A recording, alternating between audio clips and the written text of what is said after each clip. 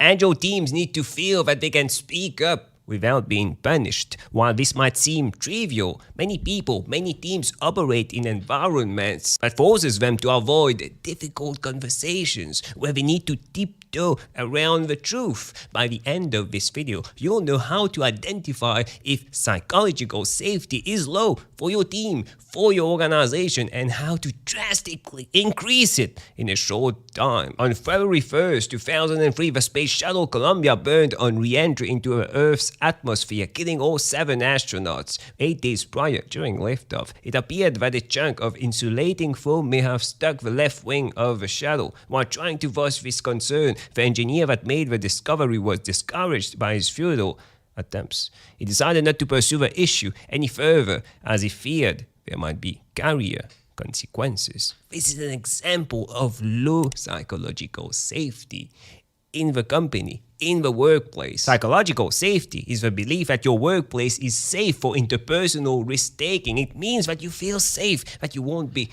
punished or humiliated if you don't meet expectations, or if you speak up with questions, concern, or ideas. Agile teams need psychological safety because an environment with high psychological safety allows people to focus on innovation with improvement as a goal, compared to an environment with low psychological safety where people are focusing on fear with survival as a goal. When team members stop asking questions, exploring new ideas, admitting mistakes, and challenging the status quo, they stop being agile. How can you focus on rapid prototyping if you're swimming in fear? How can the HR department help select the best candidate, the best possible candidate, if they fear that they can't speak up and tell that the selection process is unfair? There's so many benefits to high psychological safety in your team. Let's cover a few, starting with the first one. It encourages people to speak up. We just talked about that. In an environment with low psychological safety, people are in fear of speaking up because we are afraid of being humiliated, punished. There will be career consequences. They will look stupid. People will laugh at them. And it causes a huge risk for the organization because people are staying in their safe environment, following the status quo. There's no innovation. People are not creative. People are not raising concerns. They are not trying new things out because they live in fear. Let's take a simple example. Let's say you just refined a user story and it's time now to estimate it. You do the planning poker and at everyone at the same time. They estimate the work in user story. You say that it's a 5-pointer. Everyone else, different story points assigned to this story. Everyone has estimated it differently compared to you. And there's a group now talking, saying that that's the right way. And you're afraid, you don't feel safe. You fear raising your voice, raising your concern, and you agree with the group that it's a 3-pointer instead of a 5. In a safe environment, the person automatically, without hesitation, would say that it's a 5-pointer and explaining why it's a 5-pointer. The point here is not to win the argument that it was a 5-pointer. No one cares about that. The point is that you feel safe raising your concerns, asking questions, raising your voice so that there's a debate, a conversation. Second, people are simply happier and perform better. It just makes sense. When you are in a safe environment where you can explore new ideas, raise your concern, basically say anything, obviously in a professional manner, but you can say anything. Obviously, you will be more motivated to work, driven, and your performance will increase. Productivity will increase, efficiency, effectiveness, job satisfaction, turnover will decrease. So many benefits when people feel safe. But with all these benefits, why isn't psychological safety the norm? Why are we even talking about that? Well, it's human nature. We instinctively want to look competent. We want to look smart. We want to look good at what we do. And when we become adults, we are really good at it. It's called impression management. And we enter the workplace with all the hierarchies. We have our supervisors, leads, managers. We want to look smart. We don't want to look stupid, ask stupid questions, look incompetent at what we do.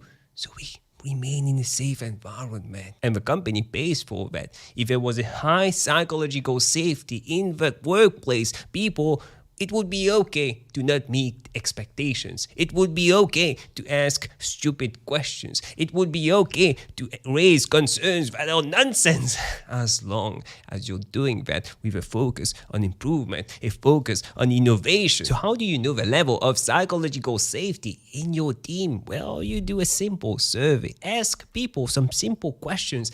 Anonymous survey. Obviously. Ask questions like, do you feel safe taking risk in the team? Asking for help in the team.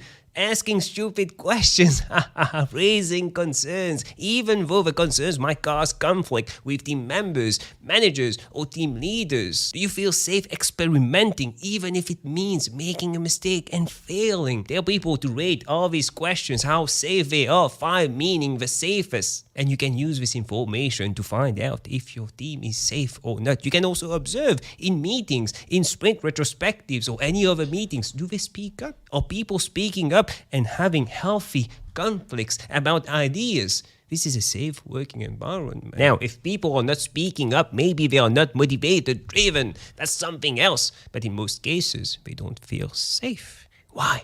Don't they feel safe? Maybe they are afraid of being judged by their colleagues. Maybe some team leader or manager punishing, humiliating people when making mistakes. Find out. You are a Scrum Master or an Agile coach watching this. Find out. It starts with you. Obviously, it's the responsibility of everyone in the organization to create this safe environment. But it starts with the leaders. The Scrum Masters, the Agile coaches, the managers, the leaders, the directors. It starts with them. It's useless for a developer to create a safe environment for him. How can he create a safe environment for him? How can she do it? By herself. When leaders punish her for making mistakes, it starts with the leaders and it trickles down. I would even say that it starts with a hiring process. Yeah, ask the candidate how safe are they making mistakes, speaking up, and why is that? The leaders now, a quick way to increase psychological safety in the organization is simply asking for feedback, because it shows that you're okay when people are pointing out all the things that you're doing wrong. You are okay with mistakes. People telling you what you're doing wrong and how to improve. If you're okay with that, other people should also be okay with that. It's a safe environment, and make mistakes. Clearly tell people when you make mistakes as leaders. Don't tell me that you don't make mistakes. You make mistakes.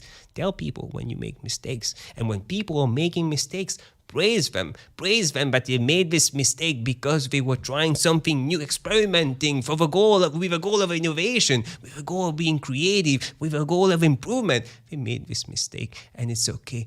Praise them for that. When people are asking for help, praise them for it. When people are asking stupid questions, don't shame them, or don't let other people shame them or humiliate them or punish them for that. When you see team leaders, supervisors, managers punishing people, should raise an alarm.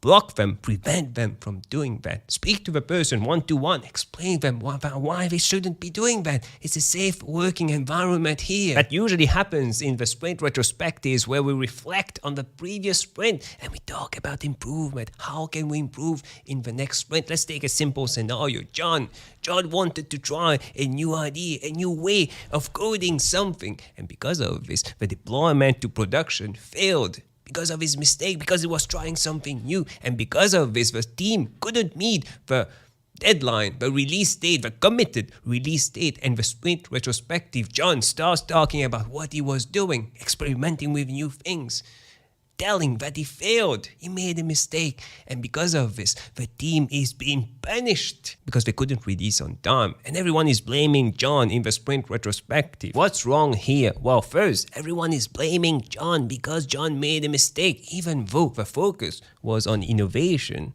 and improvement. Everyone is blaming John, but it's not their fault. It's not the team's fault, because they are being punished. That's why they are blaming John. So it starts with management.